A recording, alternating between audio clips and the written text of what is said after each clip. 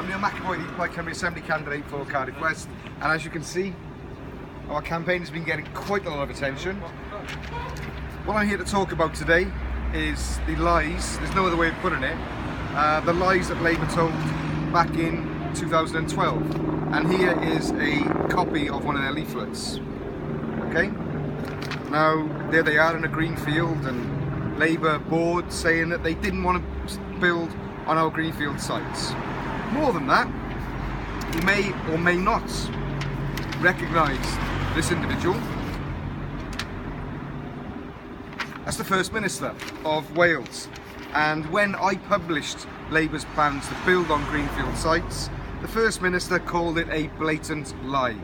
And he said that in the Assembly on the 24th of April 2012, just before the council elections. He went on to say that it was wholly untrue, and there's the article there in Wales Online.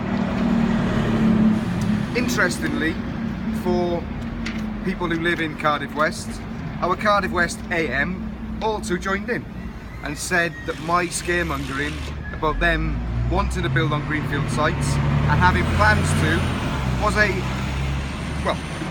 it was disgraceful scaremongering, he said. And he said that the First Minister had put the record straight.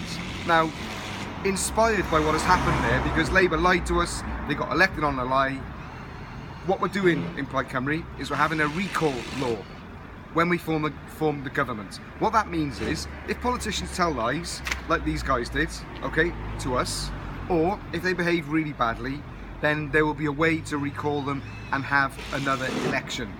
So, if you vote Plaid Cymru, politicians lying to you and then doing something completely different will be a thing of the past, and we'll put the power back with the people to get rid of these people who have a laugh really at our expense. If you want to save the greenfield sites in Cardiff, vote Plaid Cymru, and I'll tell you what, let's get rid of that shower, okay?